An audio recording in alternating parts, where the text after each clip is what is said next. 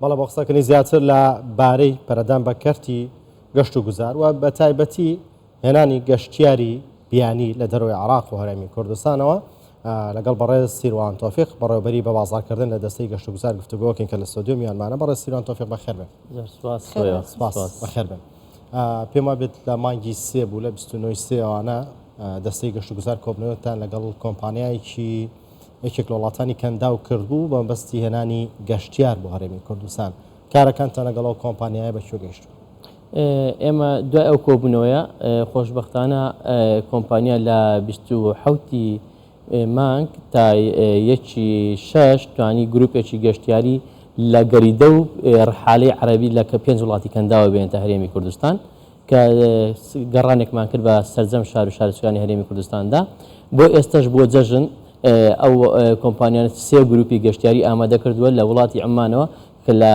جەژن لە هەرێمی کوردستان بەڕێ دەبن. بە بازارکردن gelek مهمە مارکتینگ. مثلا ئەگەر دەرەوەی کوردستانê bî hezkê tiştekî ser navçeyekî Kurdistanê bizanî sêrçekî bikey bi zimanê dî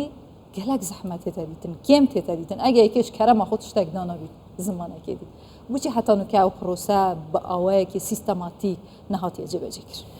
ئێمە لە دەستەی گەشت و گوزار بە 5 زمان شتەکانی خۆماندانین بە فارسی بە تورکی بە عەرەبی بە ئینگلیزی بە فەڕەنسی ئەوانی کە لە بەردەستی ئێمەیە کە تارگەتی ئێمە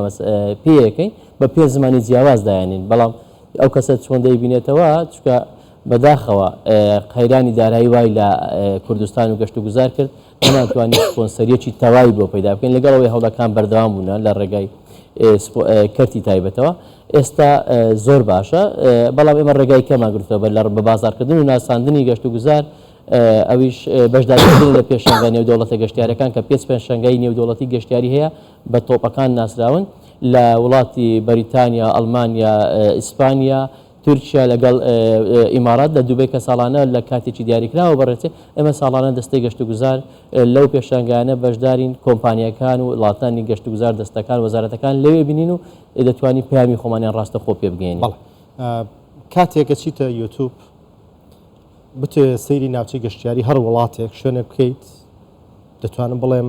ئەگەر بە فۆرکەی نەبێ بە هەشکەی هەیە بە کاڵەتێکی زۆر باش بە وێنەگرتنێکی زۆر باش ناوچە گەشتیارەکانیان نەبینی. هەرێمی کوردستان چی کردووە بۆ ئەمەی کە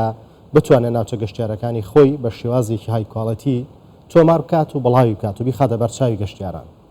ئێمە لە ماوەی ڕابردوو پلانێکمان هەبوو توانیمان کۆمەڵێک وێنەی کوردستان بگرین لە ڕێی کۆمەڵێ وێنەگر و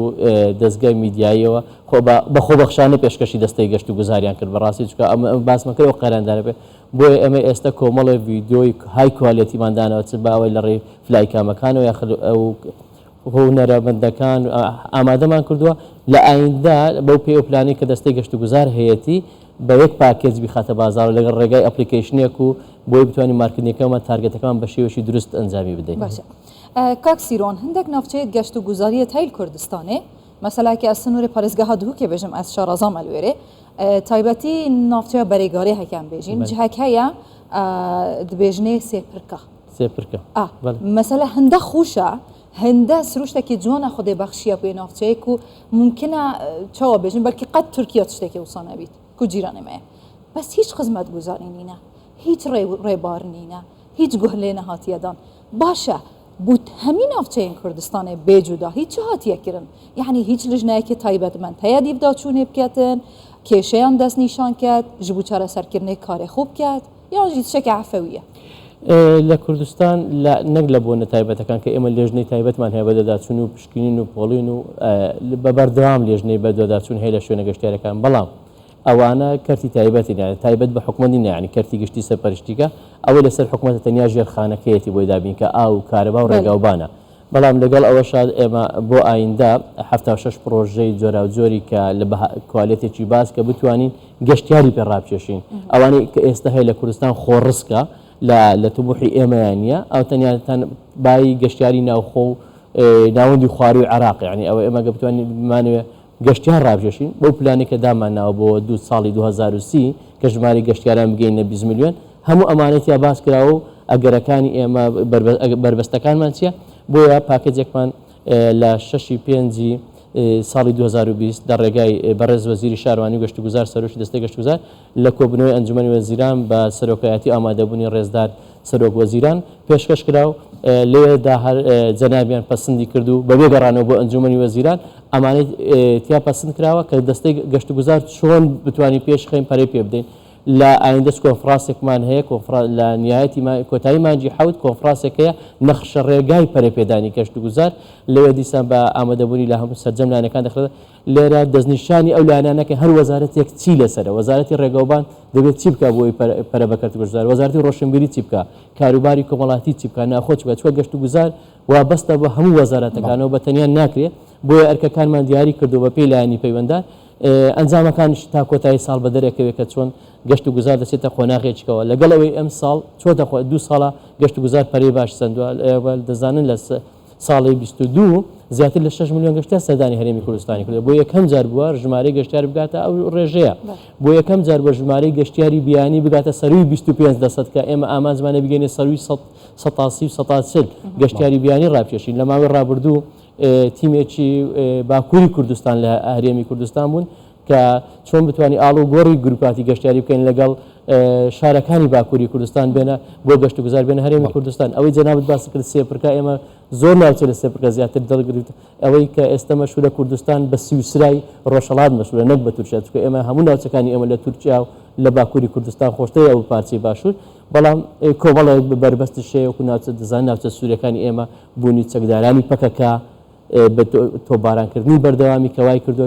ئەو ناوچە سووریانە دایما نەتوانین خزمەت گوزاری یاخود ژیانی گەشتیاری لێ تەمینکەین بەڵام ئەوەی کە هەیە دەتوانین لە ناوچە نزیکەکان بۆ ئایندە پلانی باشەیە لەگەڵ دەستەوە بەرهێنان لە ئایندەیەکی نزیک دەچێتە واری جێبەجێکردنەوە چیتان کردو لەبارەی نرخ لە ناوچە گەشتیاریەکان هەندێک جار